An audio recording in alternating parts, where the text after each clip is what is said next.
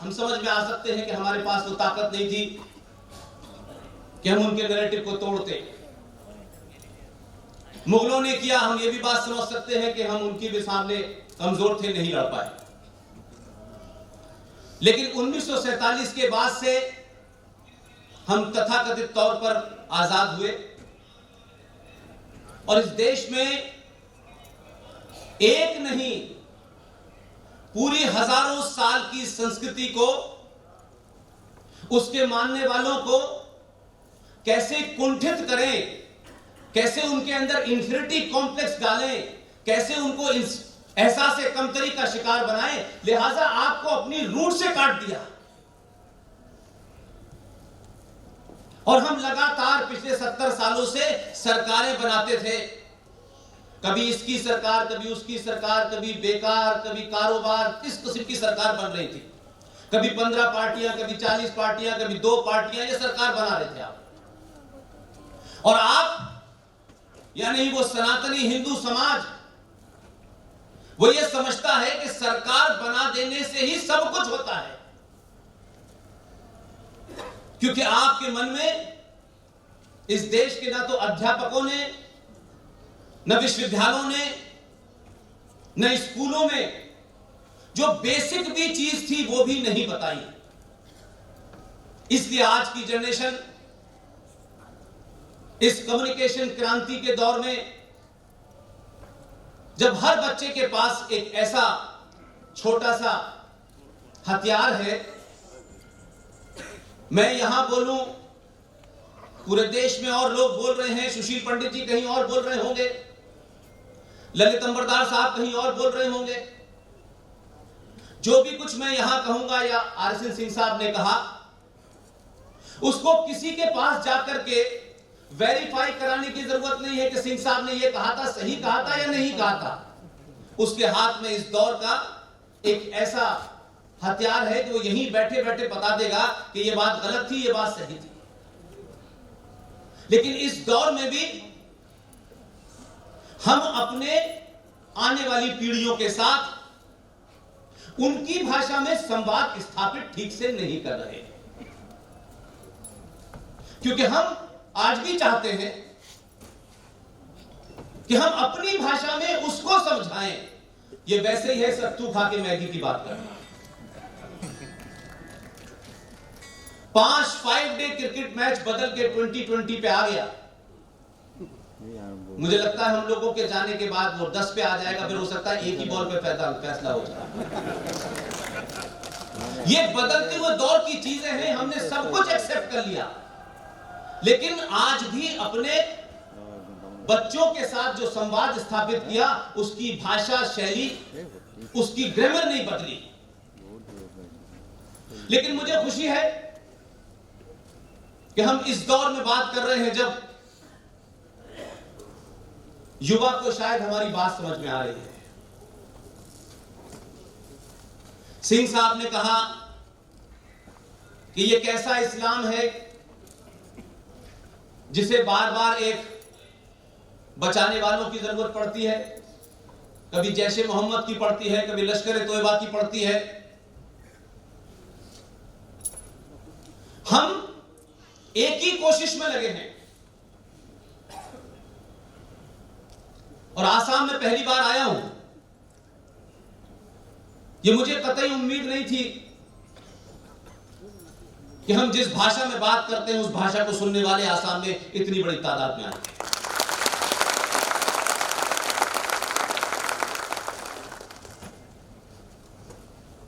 जब सिंह साहब कह रहे थे कि इस्लाम को लेकर के उनकी कुछ बातें उन्होंने कही, मुझे लगता है कि इस देश के बहुसंख्यक समाज ने थोड़ी लंबी गुलामी के कारण, डर के कारण सरवाइव तो किया,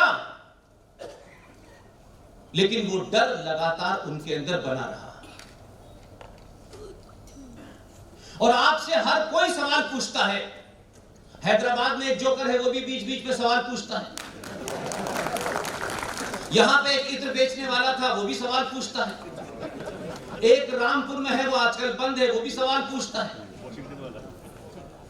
और ये बहुसंख्यक समाज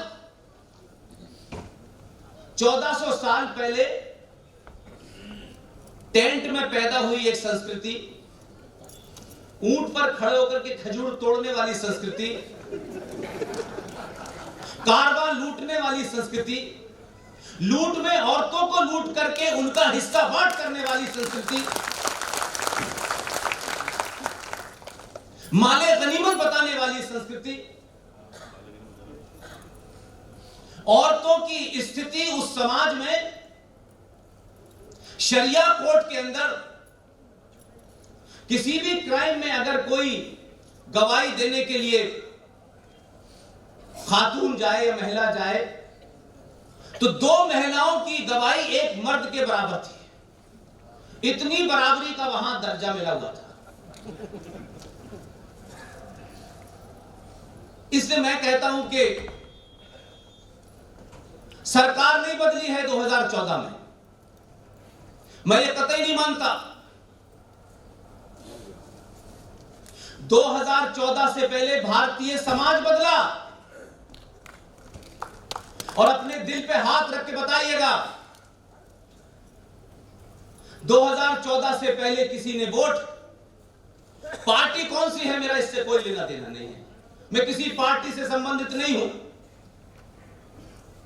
मैं मानता हूं पार्टी और सरकार से बड़ा राष्ट्र होता है, और अगर मुझे राष्ट्र में और पार्टी में चुनना होगा तो मैं राष्ट्र को चुनूंगा।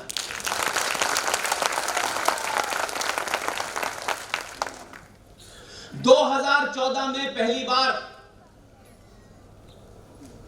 कम से कम 700-800 साल के बाद भारत के लोगों ने हिंदू सनातनी होकर वोट दिया।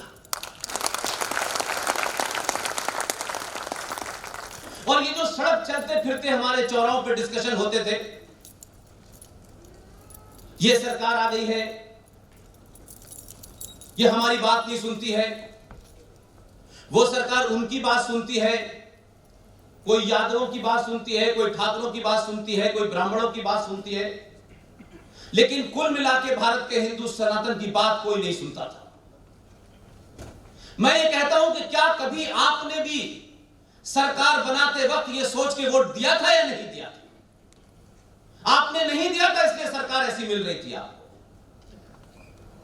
आपने वोट दिया यही सोच के वोट दिया कि 70 सालों में सड़कें बन गई, हवाई जहाज बन गए, माइनॉरिटी कमीशन बन गए, मुस्लिम एजुकेशन बोर्ड बन गया, वक्फ प्रॉपर्टी एक्ट बन गया, वर्शिप ऑफ प्लेसेस एक्ट बन गया। जब आपने समझ के वोट दिया तब 370 हटा, तब 35 पे हटी। और आपका सामूहिक दबाव, इस बात को याद रखिएगा, ये हम लोगों को बहुत शौक है, खासतौर से सनातनी हिंदुओं को। वो जीवन में सारे काम कोर्ट से कराना चाहते हैं, हर चीज के लिए कोर्ट कानून बना दे। पिछले 70 सालों में भी संविधान से देश चल रहा था, हजारों कानून बने हुए थे, लेकिन एक वर्ग कहता था कि कोर्ट कचहरी बाद में है, पहले हम फैसला कर देंगे, उसके बाद सुनेंगे किसी का। इसलिए आपको जो ये बीमारी है इस भारतीय समाज को, जनसंख्या नियंत्रण के ऊपर कानून बना दे, किस किस के घर जाकर रोकेगी? और कौन सा कानून बनाएगी? फिर साहब दूसरी चीज का कानून बना दीजिए। अभी अभी मैंने आपके मन से सुना, आपने कहा लव जिहाद के अध्यक्ष। अब मैं डर गया कि ये लव जिहाद करते हैं या कराते हैं, ये किस चीज के अध्यक्ष हैं?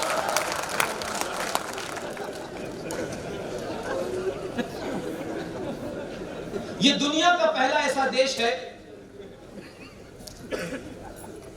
जहां बहुसंख्यक समाज इस देश की जुडिशरी से, सरकारों से हाथ जोड़ के विनती करती है कि हमें समान नागरिक अधिकार चाहिए। कहीं मुझे ऐसी मिसाल नहीं मिलती कि बहुसंख्यक समाज को यह कहना पड़े जो माइनॉरिटी में हो, माइक्रोस्कोपिक माइनॉरिटी में हो, वो ये बात कहे तो समझ में आता है। और जब आप इस किस्म की मांग करते हैं तो दुनिया भी आप पे हंसती है। सरकार में इनके लोग, सरकार जुडिशरी में इनके लोग, पुलिस में इनके लोग, सेना में इनके लोग, लेकिन फिर भी ये मांग कर रहे हैं और आपकी कोई सुनता नहीं है। इसलिए इस बात को समझें कि राज, देश और राष्ट्र में फर्क होता है। हम तीनों को मिक्स करके चलते हैं। देश क्या है? एक टेरिटरी है, एक जमीन का टुकड़ा है,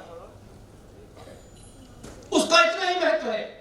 भारत है, उसकी बाउंड्री है, बाउंड्री पे सेना लगी हुई है, ये बॉर्डर यहां तक है, वो बॉर्डर वहां तक है, यही है, इसी को भारत कहते हैं। राज्य क्या है? राष्ट्र की एक छोटी सी इकाई है जो कानून और संविधान से चलती है। उसमें जुडिशरी है, उसमें पुलिस है, उसमें सेना है, उसमें इंस्टीट्यूशन है, तमाम सारी चीजें। लेकिन राष्ट्र क्या है? हम सरकार चुनते हैं भारत की और उससे उम्मीद यह करते हैं कि वो राष्ट्र की बात करें। इसलिए मैं कहता हूं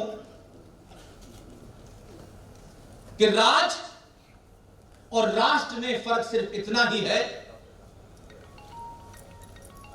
कि देश को चलाने वाली जो ताकत होती है सरकार, जो बहुत छोटा सा अंग है, उसके लिए संविधान सर्वोपरि होता है। लेकिन राष्ट्र किसी संविधान से नहीं चलता। राष्ट्र अपनी हजारों साल की परंपराओं, आस्थाओं से, सरोकारों से चलता है। राष्ट्र के लिए कोई नियम नहीं बना है, आप ये करेंगे या ये नहीं करेंगे। ये दीप जल रहे हैं, ये भारत राष्ट्र की पहचान है।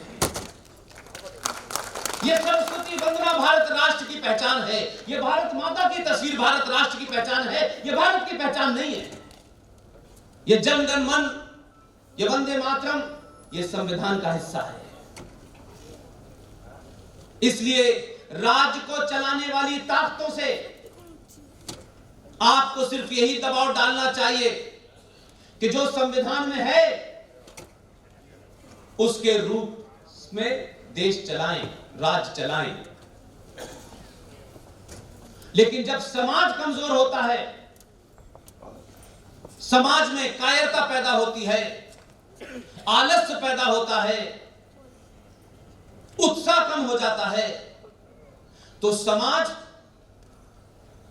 उस राज्य सरकार को, वो जो सरकार है, जो देश को चलाने वाली सरकार है, जहां जहां समाज कमजोर हुए, राज ने आपकी आस्थाओं के ऊपर कुठाराघात करना शुरू किया।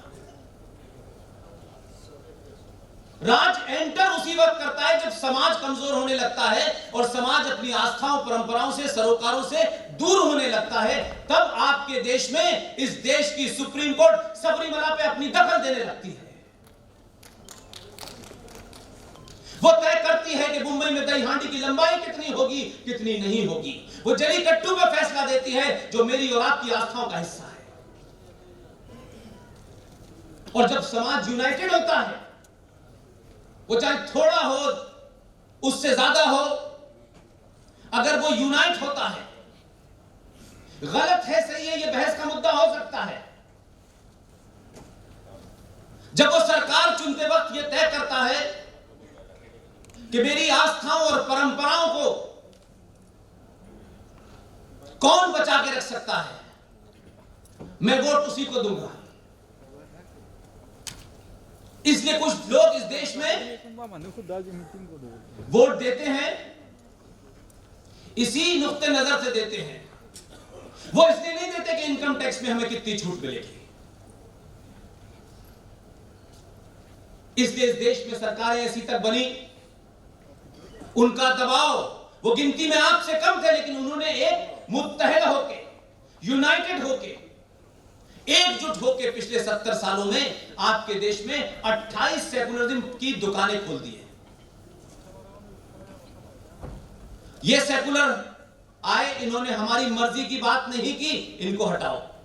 दूसरा पैदा किया, तीसरा पैदा किया, चौथा पैदा किया, और आपको सेकुलरिज्म ये लगने लगा कि हम शायद बहुत ही आतंकी किस्म के लोग थे, बहुत ही कट्टर किस्म के लोग थे, लिहाजा हमें सेकुलरिज्म चाहिए। तो सेकुलरिज्म को आपने अपने जीवन का हिस्सा बना लिया, और ये कुछ ऐसे ही है कि अगर भारत का सनातनी ये कहे कि मैं सेकुलरिस्ट हूं, तो मुझे ऐसा लगता है कि ये समुद्र और नाली का मुकाबला हो रहा है। भारतीय समाज, हमारी परंपरा, हमारी संस्कृति में जब सेकुलर शब्द ईजाद नहीं हुआ होगा, जब सोचा भी नहीं होगा, तब से हमारे खून में और हमारी मिट्टी में है। लिहाजा हमें आदत पड़ गई है कि हम घर के अंदर हिंदी में अखबार पढ़ते हैं, लेकिन जब घर से बाहर निकलेंगे तो इंग्लिश का अखबार हाथ में लेके चलेंगे, क्योंकि हमें लगता है कि इसी से शायद इज्जत मिलती है। अंग्रेजी बोलने वाला ही इंटेलिजेंट होता है, मुझे लगता है अंग्रेजी बोलने वाला ही सबसे ज्यादा मक्कार होता है। और आप तो उनकी अंग्रेजी के कारण गुलाम हुए, वो चले गए, लेकिन आज भी ऐसी नस्लें हैं कि वो अपने ही लोगों के ऊपर रौब गालिब जब करना होता है तो वो अंग्रेजी में बात करने लगते हैं।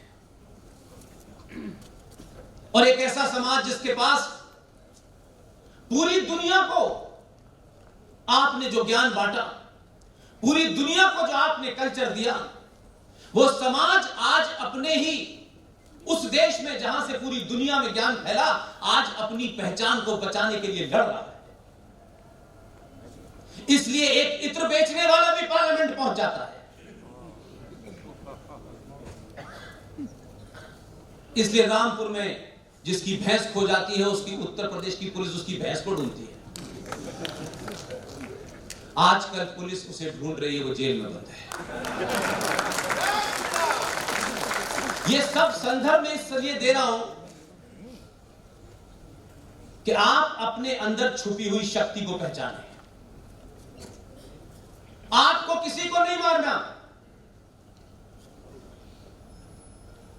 हम बहुत सुनते थे, हम तो ऐसी जगह पैदा हुए हैं जहां पाकिस्तान के बनने की थ्योरी को जन्म दिया उस अलीगढ़ मुस्लिम विश्वविद्यालय का संस्थापक सर सैयद अहमद खान, जो उस थॉट का जनक था।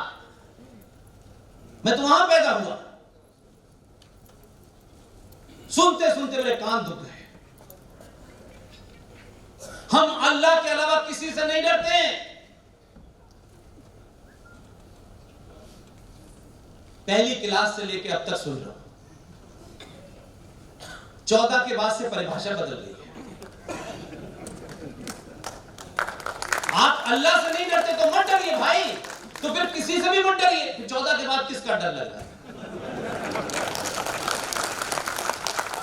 मैंने काफी लोगों को कुरान का हवाला देके बताया कि जो अल्लाह से डरता है वो किसी से नहीं डरता।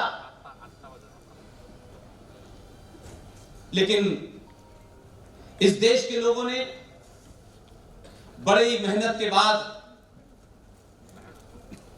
एक ही आदमी भेजा था गुजरात से। बहुत समझाया कि इसकी बात मान लो,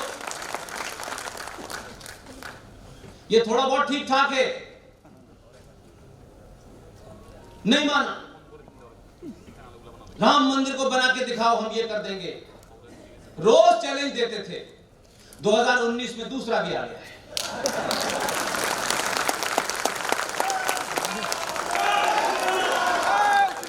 इसलिए जिस कारण से कर्नल आर.एस.एन. सिंह ने मुझे बिगाड़ा है, मैं चाहता हूं पूरा देश बिगड़ जाए।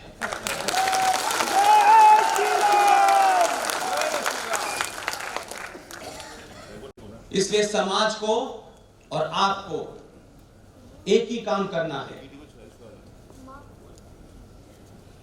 कि आप आदमी की शक्ल मत देखिए। आदमी आना जाना है, पार्टी भी आनी जानी है। आप अपने अंदर वो कुव्वत पैदा कीजिए कि हर आदमी जामा मस्जिद जाने की जगह मंदिर जाने लगे। ये नैरेटिव चल रहा था, चंद्रशेखर को भी जाते देखा मैंने, वीपी सिंह को भी अपनी जिंदगी में जाते देखा, इंदिरा गांधी को भी जाते देखा। जिसको वोट चाहिए होते थे वो जामा मस्जिद चला जाता था। 2014 से वो बेचारा मौलवी बेरोजगार हो गया, कोई जाते नहीं। ये ताकत आपकी है, ये ताकत आपने किसी को दी तो उसने कहा नहीं, मैं कामाख्या देवी के दर्शन करूंगा और पूरे 4-5 घंटे पूजा करूंगा। जिसको अच्छा लगता है ठीक है, जिसको अच्छा लगता नहीं अपने घर जाए। हम आप बहुत छोटे लोग हैं, करोड़ों में। हमारे तिलक लगाने से, चुटिया रखने से, धोती पहनने से, अगर हम सच में पहनते हैं तो पहनिए ना जान से। किसी को खुश करने के लिए दुनिया में जो कौमें जीती हैं वो समाप्त हो जाती हैं। अपने को खुश करने के लिए कुछ कीजिए, और जब आपने अपने को खुश करने के लिए किया तो देश के सर्वोच्च पद पे बैठा हुआ एक प्रधानमंत्री 2014 से पहले देश के अंदर नेशनल डेवलपमेंट काउंसिल की मीटिंग में भाषण देते हुए कहता है कि भारत के प्राकृतिक संसाधनों पर पहला अधिकार देश के मुसलमानों का है। लेकिन यह सेकुलरिज्म है। लेकिन जब आपको एहसास हो गया, चारों तरफ से आपके रास्ते बंद हो गए और आपको समझ में आया कि 1976 की रात के अंधेरे में जब देश के तमाम सारे नेता बंद थे तो इंदिरा गांधी ने भारत के संविधान में यह सेकुलर शब्द कहां से लाके डाला। आपको जब यह पता लगने लगा और इस क्रांति जो संचार क्रांति हुई, इस दौर में जब आप लोग घर में बैठ करके, मैंने सुना है बहुत सारी महिलाएं खाना बनाते वक्त आरएसएन सिंह साहब को सुनती हैं, कुछ लोग कार में चलते में सुनते हैं। आप में से ज्यादातर लोग हमसे कभी मिले भी नहीं होंगे और मैं तो पहली बार यहां आया। अगर पूरी दुनिया ये कहती है कि 21वीं सदी भारत की होगी तो आप यकीन मानिए कि चद्दर ओढ़ के मत सो जाइए कि अब तो होगी, अब क्या करना है। हम बहुत जल्दी ऐसा करते हैं कि अब तो आ ही गए, 2 हैं वो कर रहे हैं, हमें क्या करना है। नहीं, वो संवैधानिक पद पे बैठे हैं, उनकी कुछ लिमिटेशंस हैं, लेकिन समाज को जो रिस्पॉन्ड करना चाहिए वो नहीं कर रहा, आज भी नहीं कर रहा। मैं मानता हूं इस बात को। आप संसद में बनाए कानून को, जो संसद की तमाम सारी प्रक्रियाओं से होकर गुजरता है, बहुमत से कोई कानून बने, राष्ट्रपति उस पर साइन भी कर दे, लेकिन इस देश में लोग हैं जिन्होंने 90 दिन तक दिल्ली के हाईवे को रोक के रखा, न कोर्ट की सुनी, न पुलिस की सुनी, न सरकार की सुनी। वो किसी गलत बात के ऊपर असंवैधानिक काम कर सकते हैं, लेकिन मेरा आपसे सिर्फ इतना ही कहना है कि क्या कभी आपने इस सरकार को, जो आपकी अपनी सरकार जिसे आप मानते हैं, क्या आपने भी कहा कि देश में 100 करोड़ में से 50 करोड़ आज पूरे देश को रोक देंगे कि जब तक यूनिफॉर्म सिविल कोड नहीं आएगा हम नहीं उठेंगे। सरकार के हाथ मजबूत कीजिए सड़क पर जाकर। लोग डराने के लिए सड़कों पर निकलते हैं, आप सरकार को मजबूत करने के लिए निकले ताकि देश के अंदर, दुनिया के अंदर जाके कह सके कि 50 करोड़ लोगों की मांग है, मुझे बनाना ही पड़ेगा। बात नहीं बनेगी। अपने बेटे को अमेरिका भेजेंगे, बेटी की डॉक्टर बनाएंगे, तो भगत सिंह किसके यहां पैदा होगा? इस पूरी जनरेशन को जो हमारे दौर की है, हम ये मानते हैं कि बहुत कुछ होगा और बहुत कुछ ऐसा भी होगा जो हमारे जाने के बाद ही होगा। हम नहीं समझते कि सब कुछ हमारे सामने हो जाएगा। इस पीढ़ी को कीमत देनी पड़ेगी अगर आप ईमानदार हैं तो। सब कुछ हमारे सामने हो जाएगा, यह भी बदल जाएगा, यह भी बदल जाएगा, भारत ऐसा नहीं होने वाला। लेकिन इस शुरुआत को, ये पूरे देश में जो मुहिम चल रही है, इसमें अपनी अपनी भूमिका तय कीजिए। अपने सामर्थ्य और अपनी ताकत और अपनी योग्यता के हिसाब से तय कर लें कि मैं क्या कर सकता हूं। जरूरी नहीं है कि हर आदमी भाषण दे, जरूरी नहीं है हर आदमी बॉर्डर पे जाकर के गोली चलाए, हर आदमी का होम मिनिस्टर और प्रधानमंत्री बनना भी जरूरी नहीं है। हम नहीं जानते। हम एयरपोर्ट पे उतरे थे, बहुत सारे लोगों ने घेरा, बोले हमेशा तो कल आने वाला है। हमारी क्या गलती थी? तो ये जो चेतना है, इसको जगाइए। इसी के लिए आरएसएन सिंह साहब आपसे कह रहे थे कि हमको एक एक आदमी, एक एक बच्चा, एक एक बुजुर्ग, एक एक हमारी मां और बहन अपनी भूमिका को तय करें और नैरेटिव को सही तरह समझें कि है क्या ये। हमारे यहां अभी कुछ युवा मित्र आपके आए, उन्होंने मुझसे साइन भी कराया, लव जिहाद पे कानून बने, घर वापसी हम करेंगे, ये अच्छा ख्वाब है।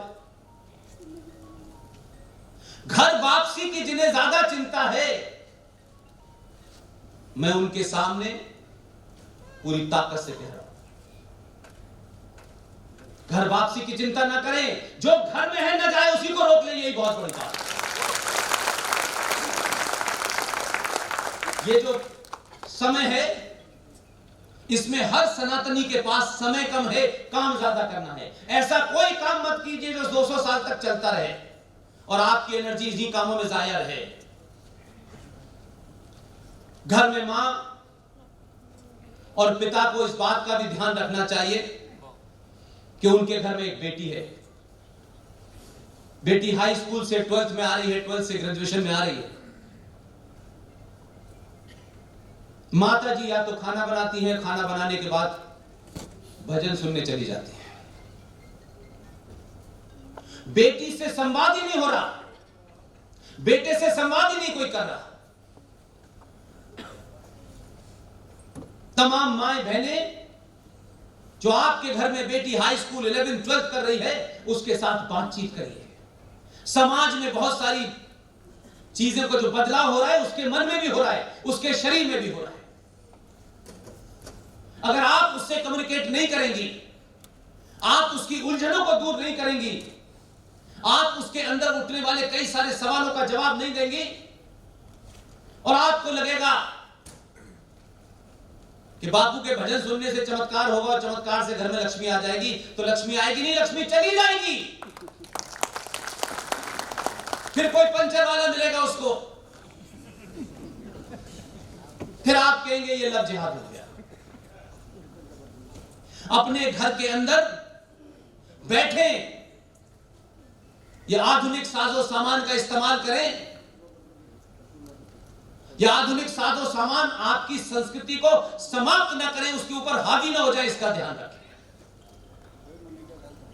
इसलिए अपनी रूट और अपनी जड़ों की तरफ जिस दिन लौटना शुरू कर देंगे, 2014 हजारों साल तक होता रहेगा। इसलिए मैं बार बार कहता हूं, समाज की भूमिका बहुत बड़ी है।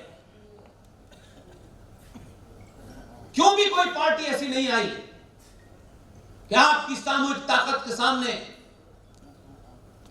412 सीटों के साथ इस देश में एक युवा प्रधानमंत्री चुनाव जीता अपनी माताजी के कत्ल के ऊपर। 412 सीटें मिली उसको 545 में से। सुप्रीम कोर्ट ने तलाक के ऊपर 5 जजेस की बेंच ने फैसला दिया। कोई कंफ्यूजन नहीं था, लेकिन उन्होंने एक समाज के रूप में, गलत या सही ये बहस का मुद्दा नहीं है, उनके हिसाब से सही था, मेरे हिसाब से गलत हो तो मेरा क्या फर्क पड़ता है, बात उनका मुद्दा था। उस तलाक पे फैसला दिया। उनकी सामूहिक शक्ति क्या थी? उन्होंने 412 सीटें लेकर के आने वाली पार्लियामेंट में सरकार को झुका दिया और उस सुप्रीम कोर्ट के फैसले को संसद ने पलट दिया। और 100 करोड़ की गिनती का समाज जब 2014 नहीं था तब भी याचक था, और आज भी हर बात में कानून बनाना चाहता है। कानून से कभी देश नहीं चलते। अगर समाज सो जाए तो कानून नहीं जगाने वाला। कानून तो मर्डर के खिलाफ भी है, रेप के खिलाफ भी है, क्या सब रुक गए हैं? इसलिए सामूहिक तौर पर आप किस पार्टी के हैं, किस पार्टी के नहीं है, ये भी मैटर नहीं करता, लेकिन आपके मूल में सनातन है। आप मानते हैं कि दुनिया की कायनात, यूनिवर्स जिसके बारे में अभी सिंह साहब कह रहे थे, हमको ये कंफ्यूज कर दिया गया और जोर जोर से कहा गया, और हमारा हिंदू समाज ये बहुत कहता है जोर जोर से, सारे धर्म बराबर हैं। और कुछ पाखंडी लोग भी हैं इस देश में जिन्हें अपनी सत्ता के स्वार्थ के चक्कर में वो ये बातें कहने लगते हैं, सारे धर्म बराबर हैं। अरे धर्म सब होंगे तब बराबर होंगे भाई। ये गधे घोड़ों की तुलना कब से होने लगी? पूरे यूरोप के अंदर सेकुलर शब्द जब आया तो उसके पीछे एक ही कारण था कि वहां चर्च से सरकारें चलती थी। सरकार का मुखिया चर्च से गाइड होता था, तो वहां सोचा गया कि कहीं ऐसा ना हो कि ये मुखिया क्योंकि चर्च से चलता है, तो जो लोग नॉन बिलीवर हैं, जो दूसरे मतों को मानते हैं, कहीं उनके साथ कोई अन्याय न कर दे, लिहाजा राजा का कोई मजहब नहीं होगा। लेकिन क्योंकि आपने पहले से मान लिया था सारे धर्म बराबर हैं, तो आप कहने लगे नहीं, राजा का कोई धर्म नहीं होगा। तो मजहब और धर्म के बारे में मेरा इतना ही शॉर्ट में कहना है कि मजहब नाली है और धर्म समुंदर है, और जब नालियों में पानी रुक जाता है तो दुर्गंध आने लगती है। 1400 साल पहले किसने क्या कहा? किताब आसमान से उतरी थी, कहते हैं आसमानी किताब है। मैं पूछ रहा हूं किस कॉरियर कंपनी से आई थी, उसका नाम बताओ। किसने छापी थी, उस पब्लिशर का नाम बताओ। ये नहीं बताते और बड़ी लॉजिकल बातें करने लगते हैं, और इतनी ज्यादा बात करेंगे कि आपको समझ नहीं आएगा कहना क्या चाहते हैं भाई। तुम कह रहे हो आसमानी किताब है, बताओ आसमान से कब उतरी थी, बताओ कहां पे उतरी थी। आप अपनी किताब नहीं पढ़ते। यह बात अलग है कि जिसको चुन के भेजा है उसने गीता खूब पढ़ ली और खूब बांट रहा है। वो पुतिन को भी दे रहा है, ओबामा को भी दे रहा है, सबको दे रहा है। गीता का भी अपना अपना रूप है। एक गीता को लेकर के इस देश के तथाकथित राष्ट्रपिता कहते थे अहिंसा, और उसी गीता को लेकर के कृष्ण ने पूरा महाभारत कर डाला। तो गीता को कितना पढ़ना है, कैसे पढ़ना है, यह नहीं हो सकता कि अहिंसा परमो धर्म, बस एक लाइन पढ़ेंगे, अगली लाइन कोई और पढ़ेगा। दोनों लाइनें पढ़िए, एक साथ पढ़िए, तब पता चलेगा क्या है। इसलिए सिंह साहब ने कहा कि कितनी बर्बर सभ्यता है, और आप लोगों को, आप लोग मीन्स नहीं, आसाम के लोग नहीं, देश के लोगों को बार बार कहता हूं, यह कहना छोड़ दीजिए कि इस्लाम कोई बर्बर, और जो इस्लाम के मानने वाले हैं मुसलमान, जो कुरान को पढ़ते हैं, आपका उनका मेल हो ही नहीं सकता किसी कीमत पे। आप भाईजान के घर पे जाकर के कितनी भी सिवैयां खा लीजिए, कोई फर्क नहीं पड़ने वाला। 1935 में लाहौर के अंदर ऐसे ही हम जैसे पागल कुछ लोग हुए होंगे उस वक्त, मुझे लगता है उन्होंने भी बड़ा ज्ञान दिया कि भाई देखो ये तो हमें लड़ाने आ गए, हम तो सदियों से साथ रह रहे हैं। जो 1935 में कह रहे थे उनका 1940 में पता नहीं चला। यही बीमारी कश्मीर में थी। अगले महीने 19 जनवरी है। आसाम के लोगों के लिए खासतौर से कहना चाहता हूं, यह बात अलग है कि आपके 42-43 जो जिले हैं उसमें से 13 जिलों के अंदर मंगलवार समाप्त हो गया है और जुमे और जुमेरात आ गई है वहां। ये ध्यान रखिएगा। कश्मीर में भी लोग यही कहते थे, सदियों के संबंध है हमारे। उन्हीं के पड़ोसियों ने, उन्हीं के स्टूडेंट्स ने 2500 हिंदू कश्मीरियों का नरसंहार किया। ये इसलिए नहीं किया कि उनको कुछ प्रॉपर्टी चाहिए थी, जानबूझकर इस तरीके से मारा गया ताकि आने वाली नस्लों के दिलों में डर बैठ जाए। वो इस देश में माइनॉरिटी हैं, उन्हें डर लगता है आमिर खान को, लेकिन कश्मीर एक ही राज्य था जहां वो मेजॉरिटी में थे। उन्होंने न कानून की सुनी, न संविधान की सुनी, न पुलिस की सुनी, न सेना की सुनी, न सरकार की सुनी। उनको जो ठीक लगा वो उन्होंने कर दिया। अब आप रोते पीटते रहिए पिछले 30 साल से कश्मीरी हिंदू पंडित कब घर जाएंगे? कोई घर नहीं जाता है। सरकारों की जिम्मेदारी नहीं होती कि घर जाए। जो समाज लड़ना नहीं चाहता, जो समाज किसी संकट को देख करके चादर में मुंह ढक लेता है, उन्हें जीने का अधिकार नहीं है। कौमें वही जिंदा रहती हैं जिन्हें मरने का फन आता है। मैं कश्मीर के तमाम सारे लोग मेरे दोस्त हैं। आज भी ये बहुत चीज मांग चलती है कि कश्मीर के लोगों को वहां कैसे भेजा जाए। आप किसी को भेज देंगे जिनके मंदिरों पे पेशाब की जा रही हो, जिनके घरों में मुसलमानों ने कब्जा कर लिया हो, वहां कोई सड़क पे चल ना पाता हो, घंटे की और घंटी की आवाजें बंद हो गई हो, अजानों और मस्जिदों की गिनती बढ़ गई हो। उस कश्मीरी पंडित से जिसने अपनी आंखों के सामने अपनी बहन का रेप होते देखा है, वो वापस जाएगा? कश्मीर का सारा सानहा, कश्मीर का सारा एपिसोड इसलिए हुआ कि भारत के कोने कोने में लोगों ने चुप्पी साध ली। उनको पता नहीं था कि इस देश के अंदर, अपने ही देश में हजारों लाखों लोग बेघर हो गए। यह दुनिया का पहला ऐसा एक्सोडस था, ऐसा पलायन था कि आपके अपने ही देश के मूल निवासी पूरे देश में सर छुपाने के लिए भाग रहे थे। और पूरा देश, केरल का हिंदू, आसाम का हिंदू, बंगाल का हिंदू, मध्य प्रदेश का हिंदू, उसे पता ही नहीं हो गया है। उसने खबर पढ़ी, बात आगे बढ़ गया, उसने क्या फर्क पड़ता है कश्मीर में हो रहा है। यह आसाम में भी हो रहा है, ये बंगाल में भी हो रहा है, ये केरल में भी हो रहा है। 500 से ज्यादा कश्मीर इस देश में बन चुके हैं। सरकार नहीं उसको खत्म कर सकती। सरकार के अपने लिमिटेशंस होते हैं। जिस दिन ये समाज जाग जाएगा तब खत्म होगा। और जिस बर्बरता की बात आप कर रहे हैं, जिस वैशी मजहब की आप बात कर रहे हैं, जरा उनकी इतिहास के 4 पन्ने पढ़ लें आप। जिन्होंने मोहम्मद के दामाद को नमाज पढ़ते वक्त फजर की नमाज में गर्दन काटी हो, वो आपके भाई हो सकते हैं।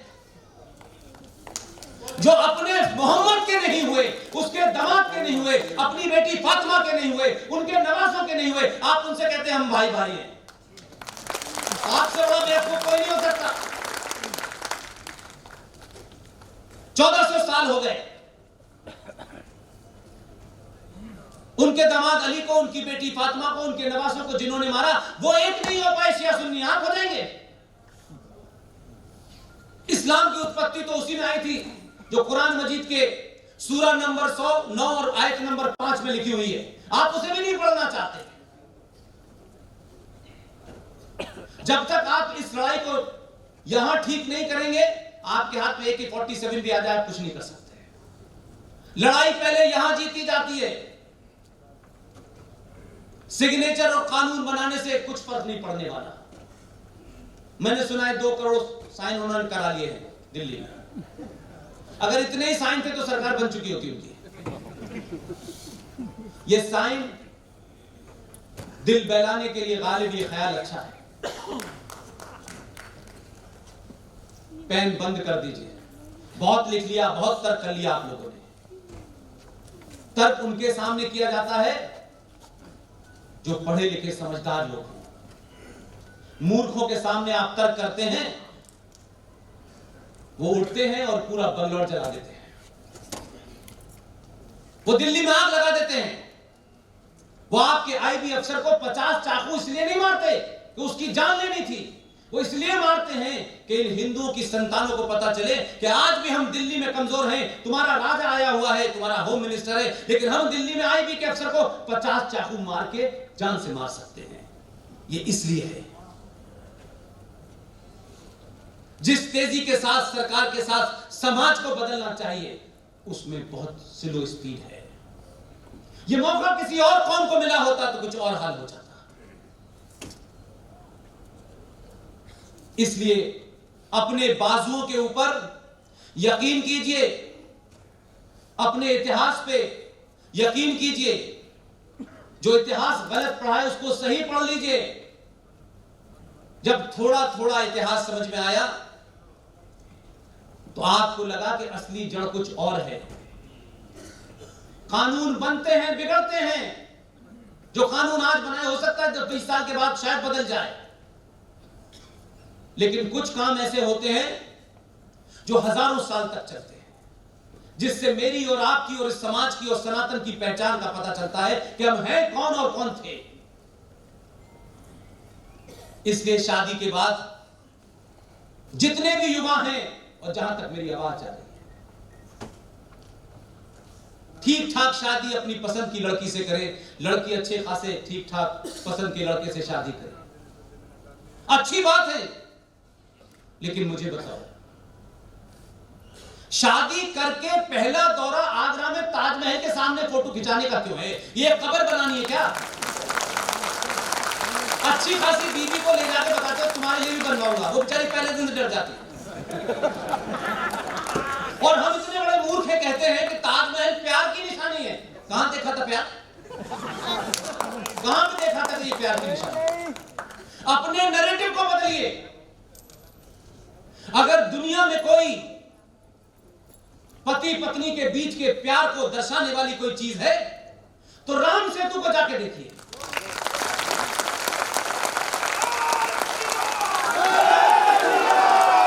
उससे बड़ी कोई मिसाल नहीं मिलती। मर्यादा पुरुषोत्तम राम अपनी पत्नी को लेने गए थे, सबका साथ लिया उन्होंने और वो पुल बनाया। जो उनकी पत्नी को उठा के ले गया था उसका वध किया। सोने की लंका से 10 ग्राम सोना लेके नहीं आए और वापस लौटे अपने घर। और ना ही उन्होंने, जिन्होंने पुल बनाया था उनके हाथ नहीं कटवाए। ताजमहल बनाने वालों के हाथ काटने वालों को आप कहते हैं ये प्यार की निशानी है। किस गलतफहमी के शिकार हैं। और इसी गलतफहमी की वजह से भारत की सरकारों ने बाहर से आने वाले राष्ट्राध्यक्षों को भारत की पहचान के लिए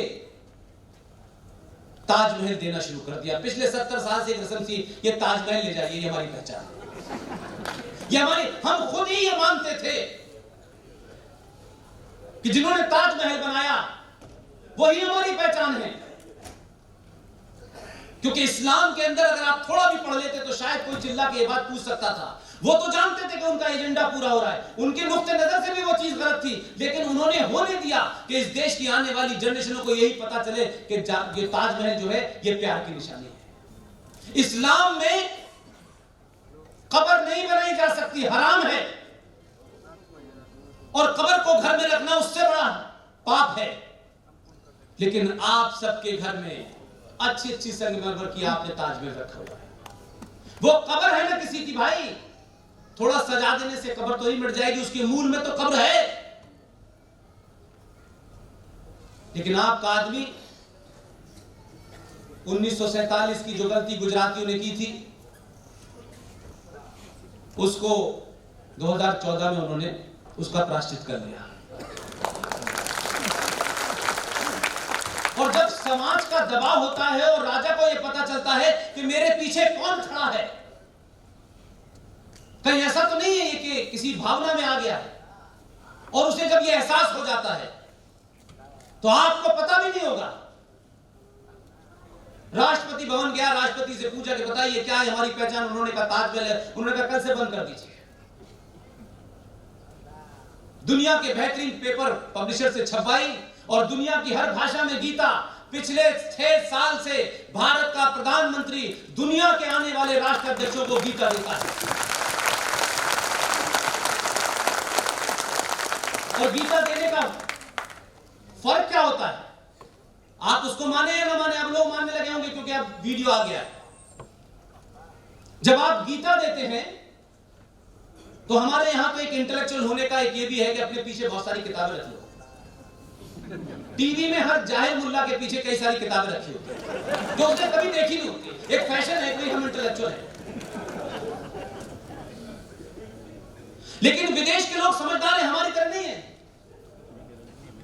वो पुतिन ने भी पढ़ ली, वो ट्रंप ने भी पढ़ ली,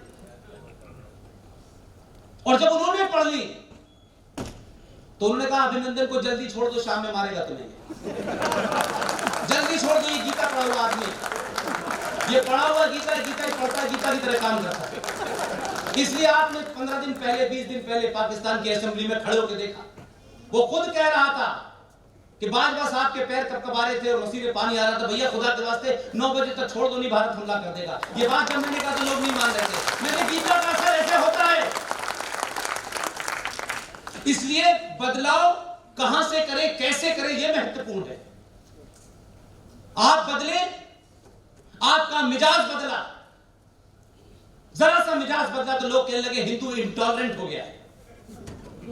हमारे कंधे पे 70 साल से सेकुलरिज्म का हाथ रखा था, वो हमने हटा के नीचे कर दिया। भाई बहुत थक गए, सेकुलरिज्म के बोझ में हम मर गए, तो लोग इंटॉलरेंट होने लगे। तो लोगों ने कहा अच्छा ये हम इंटॉलरेंट ही हो जाए, कोई फर्क नहीं पड़ता है। जिस दिन आपने ये कहना शुरू किया, उस दिन क्या हुआ कि अब आप सवाल पूछ रहे हैं। हैदराबाद में वो पूछता था कि भगवान राम की मां कहां गई थी। आपने सवाल पूछा मोहम्मद साहब की कितनी शादियां थी, तीसरी शादी वाली लड़की की उम्र कितनी थी,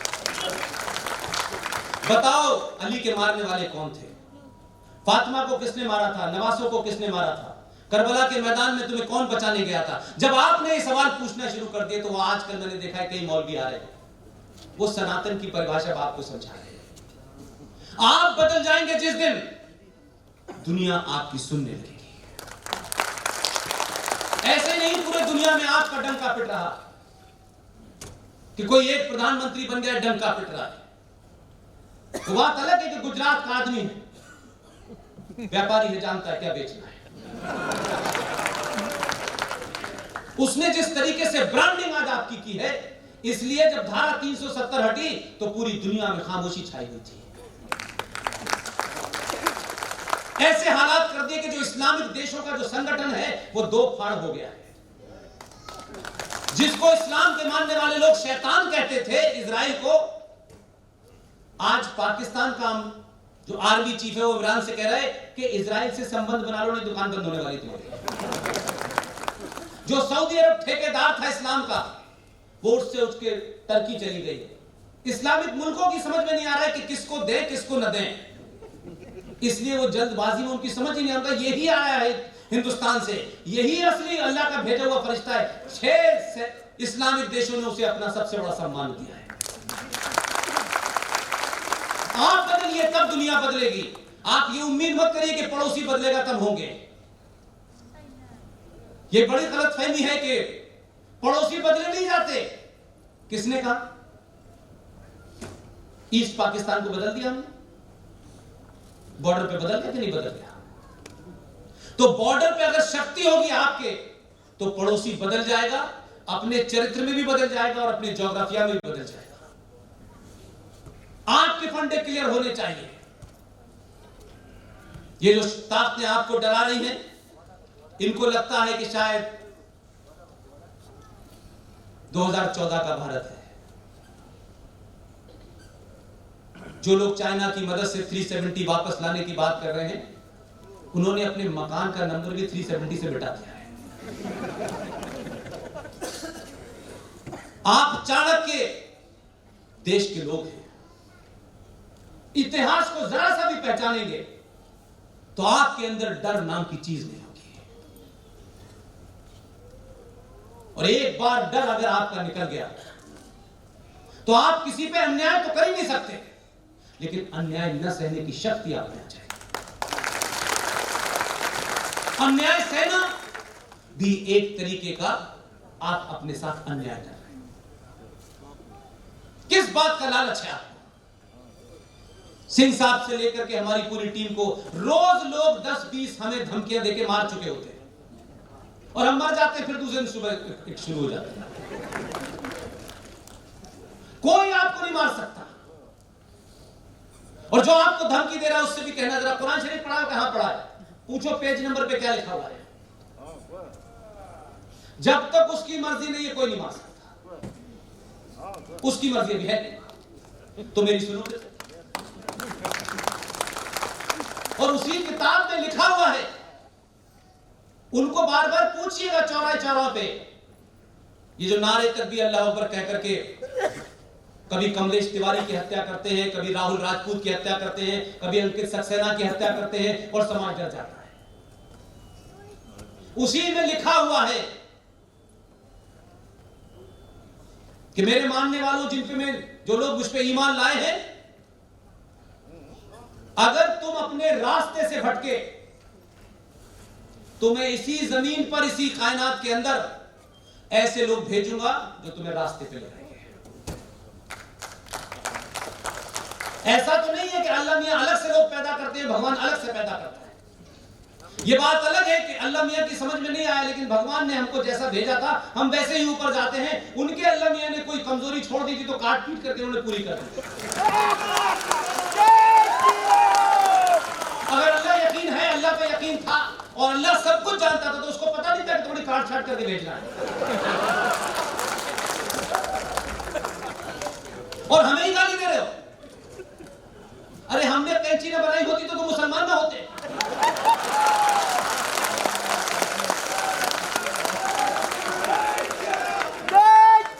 हमारी बिल्ली हमें पे मेव। सवाल पूछिए, शालीनता के साथ पूछिए, सभ्य भाषा में पूछिए, और डरिए मत किसी से।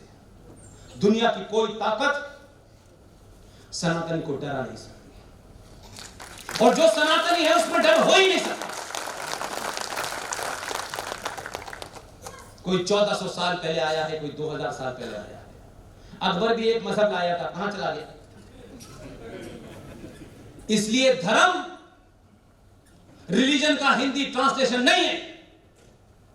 यह बात अलग है कि इंदिरा गांधी ने जबरदस्ती, एक बहुत बड़े विद्वान थे एल एम सिंह साहब, उनसे जबरदस्ती धर्मनिरपेक्ष इसकी परिभाषा कराई। बहुत विद्वान आदमी थे, उन्होंने कहा यह हो ही नहीं सकती। अगर भारत धर्मनिरपेक्ष हो गया तो हाहाकार मच जाएगा, क्योंकि हम सबको यह बताया गया है कि मजहब का ट्रांसलेशन धर्म होता है, धर्म नहीं होता। धर्म आपकी ड्यूटी है, कर्तव्य है। धर्म अनादिकाल से है, अनंत तक है, और जब तक ये सृष्टि रहेगी सनातन रहेगा। मजहब आएंगे जाएंगे मिट जाएंगे, बहुत सारे आए बहुत सारे चले गए। ईरान में क्या था, क्या हो गया? आज टर्की के अंदर क्या हो रहा है, चर्चों को कन्वर्ट करके मस्जिदें बनाई जा रही है। और मैं तो बहुत पहले से कह रहा हूं, अगर इतने ही इस्लामिक आर्किटेक्चर के दीवाने थे जो यहां के छोटे भाई का पजामा बड़े भाई का कुर्ता पहने हुए चिल्लाते हैं, हम तो देखिए साहब ताजमहल हमारा है और ताजमहल से हिंदुस्तान की सरकार चल रही है। इतने ही ताजमहल और कुतुब मीनार बनाने वाले थे तो सऊदी अरब में एक आध कुतुब मीनार और ताजमहल दिखाओ मुझे। जवाब दीजिए तथ्यों के साथ में। इसलिए मैं ये मानता हूं कि कल 26 दिसंबर है। नैरेटिव कैसे बनते हैं और कैसे आने वाली जनरेशन को इनकलकेट किया जाता है, ये सारे बड़े लोगों का काम है। लेकिन हमारे बीच में ऐसे भी स्वार्थी हैं जिन्होंने अपने तत्कालिक फायदे के लिए ऐसे नैरेटिव बनाए। हम सत्ता में बैठे रहे, ऐसा नैरेटिव बनाओ।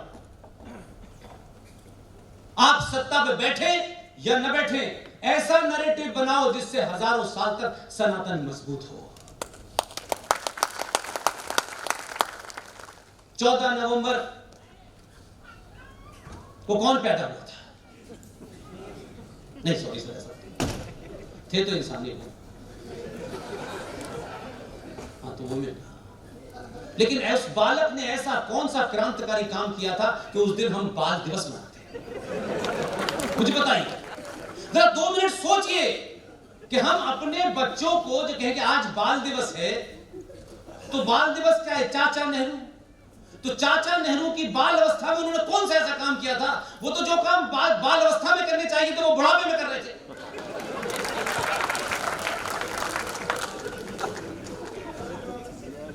अगर हमारे देश में यह बताया जाता कि गुरु गोविंद सिंह के 2 पुत्र उनके 4 थे, 2 चमकौर के युद्ध में मारे गए, और 2 पुत्र साहबजादा जोरावर सिंह 9 साल का और साहबजादा फतेह सिंह 6 साल का,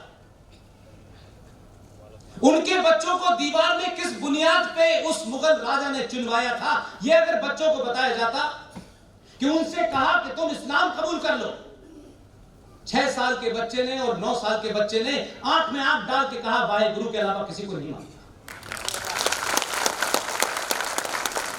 ये बात अलग है, उनको दीवार में चिनवा दिया गया। ये खबर उनकी दादी गुजरी देवी को मिली, उनका इंतकाल हो गया। लेकिन हमने कल की घटना को भुला दिया है। ये इतिहास में कल की घटना है और उस दिन 26 दिसंबर की तारीख थी। अगर ये देश 26 दिसंबर को बाल दिवस मनाता तो आज लव जिहाद नहीं हो रहा होता, आज कन्वर्जन नहीं हो रहा होता। आज ये जो नया चला है, नहीं देखिए साहब इसमें कन्वर्जन में क्या है, किसी को कुछ भी अच्छा लगे, लोगों को पता चलता कि ये कन्वर्जन के लिए इतनी यातनाएं झेलने के बाद हम यहां पहुंचे। जो सिख वहां खड़े हुए हैं वो सारी कौम तो नहीं है, लेकिन टर्बन बांध लेने से सिख नहीं होते। जो बार बार ये वहां बॉर्डर पे खड़े होकर बता रहे हैं कि हमारे गुरुओं ने हिंदुओं के लिए अपने सर कटा लिए हैं। मैं उनसे पूछ रहा हूं, ये भी साथ साथ बताओ देश को कि सर काटे किसने थे। ये जो आए हैं तुम्हारे आंदोलन के अंदर पीछे से बिरयानी देने, गुरुद्वारे शीशगंज में किसका शीश किसने काटा था, इनको बताओ ना। हिंदुओं को बचाने के लिए आए, मानते हैं भाई, हमने कहां कहा ये? एक समुद्र है सनातन, उसमें से कभी कोई बौद्ध बना, कोई जैन बना, कोई सिख बना। सबको अधिकार है, अगर किसी को लगता है कि मैं कुछ और नया कर सकता हूं, करिए। लेकिन एक बेसिक चीज है जो भारत के मूल में है कि आप उसी मां के बेटे होकर अलग अलग तरीके से चले जाइए, कोई फर्क नहीं। आपको लगता है हम जैन बन सकते हैं, बनिए, बहुत बनिए, कोई दिक्कत नहीं, कोई आपको रोक नहीं रहा। लेकिन आप अपनी मां को समाप्त करने की हिम्मत नहीं कर सकते। जो इस मां को समाप्त करने की हिम्मत करेगा उसे सनातनी समाप्त कर देगा। इसलिए ना तो आप फिल्मों से प्रेरणा लेते हैं। एक फिल्म आई थी मदर इंडिया, उसके बेटे ने उस फिल्म के रोल में उस मां की आस्थाओं और परंपराओं के खिलाफ कोई काम किया, उसने उसको वहां तक बर्दाश्त किया जब उसको लगा कि मेरे पूरे मां के धर्म के ऊपर, मां के अस्तित्व पे सवाल खड़ा कर देगा। उसी मां ने उस बेटे को गोली मार दी। ये फिल्म में दिखाया गया। इसलिए आप जाएं, जो करना है करें, लेकिन जो मेरा मूल है उसे कोई भी चैलेंज नहीं कर सकता। और ये जो लुटेरे आए हैं 1400 साल पहले टेंट से लेके यहां तक आए हैं, आज भी टेंट में ही हैं, ये डरा सकते हैं, धमका सकते हैं। सिंह साहब अक्सर एक बात कहते हैं, मैं रिपीट करके अपनी बात समाप्त करता हूं।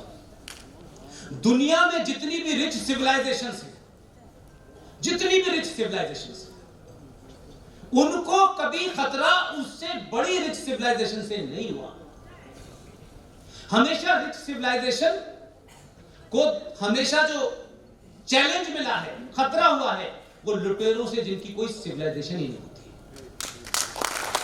इसलिए आज सनातन को जो भी कुछ चैलेंज मिल रहा है, वो इत्र वाला दे, वो रामपुर वाला दे, वो हैदराबाद वाला दे, आज सबकी स्थिति यह है। 3 साल पहले हम और आर सिंह साहब हैदराबाद गए थे, तब हमने ऐसे ही कहा था जैसे आज मैंने आपके सामने कहा है कामरूप। वहां भी मैंने यही कहा था भाग्यनगर। 3 साल के बाद एक योगी नाम का आदमी उत्तर प्रदेश से गया, बोला भाग्यनगर के लोगों, ये कह के आ गया, और हैदराबाद में सबसे ज्यादा सीटें जीती हैं भाग्यनगर के लोगों ने। आपने हमें यहां बुलाया, आसाम में पहली बार आया हूं, कल भी रुकेंगे हम लोग। यहां से जाने से पहले मेरी आप सबसे एक ही विनती है,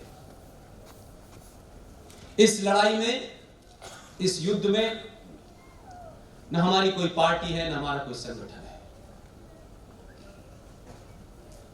हम जनरली मानते हैं कि सीमाओं में बंधने से आदमी अपने दिमाग को भी बांध लेता है। इसलिए हमने आह्वान करा हुआ है कि हम 5 करोड़ लोगों तक देश में पहुंचेंगे और इतनी बात समझाएंगे उनको। बाकी जिंदगी वो कैसे जीते हैं, किस पार्टी को वोट देते हैं, ये हमारा इंटरेस्ट नहीं है। आखिर यही देश के लोग किसी और पार्टी को वोट दे रहे थे ना 2014 से पहले। ऐसा तो नहीं था कि बाहर से आके लोगों ने वोट दे दिया। 5 करोड़ लोगों तक हम पहुंचेंगे और उन 5 करोड़ लोगों से फिर हम इस देश के 100 करोड़ लोग तक पहुंचेंगे। हो सकता है इस मुहिम में हम ना भी रहें, लेकिन आप सबको उसका एक अंग बनना है।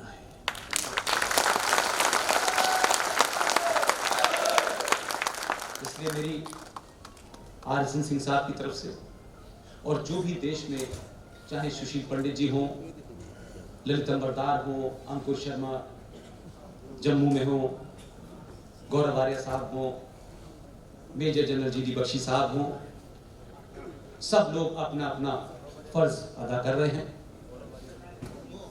हम सबको अपनी भूमिका तय करनी चाहिए। और मैं फिर कह रहा हूं, कोई इसमें यह न सोचे कि हम ये नहीं कर सकते। आप सुबह टहलते वक्त कुछ बातों को अपने लोगों को बता सकते हैं, वो कर दीजिए। आप किसी मैसेज को 5 लोगों तक भेज सकते हैं, वो ही कर दीजिए। इसलिए अपनी भूमिका अपने सामर्थ्य और योग्यता के हिसाब से आप लोग तय करें। आप स्वतंत्र हैं। आप सबने मुझे सुना, सिंह साहब को सुना, आपने यहां बुलाया, इतनी खूबसूरत जगह पे हमको ठहराया है आपके ऑर्गेनाइजर्स ने कि हम दिल्ली में तरस गए हैं हवा खाने के लिए। तो ऐसा लगता है कि ऑक्सीजन के चैम्बर में हम लोग आ गए हैं और वहाँ जो बुरे हालात हैं। हमारी कोशिश ये है कि वैसे तो आप सबको पता होगा कि 12 साल के जीवन काल में पाकिस्तान में मैं बलूचिस्तान में हिंगला माता भी गया, और जो पाकिस्तान ऑक्युपाइड कश्मीर है शारदा माता में वहाँ भी गया, और उसी कड़ी में कल मैं आपकी कामाख्या देवा माँ के पास जाऊँगा, उनसे भी आशीर्वाद दूंगा। और मुझे लगता है कि हम तमाम सारे लोग जो कुछ काम कर रहे हैं, ये मैं इसलिए आपसे कह रहा हूँ कि आप लोग को ये मत समझिए कि कोई बहुत हमारे पास कोई ताकत वाकत है। कोई ताकत है जो हमसे ये करा रही है और हम कर रहे हैं। बहुत बहुत शुक्रिया। Thank you very much.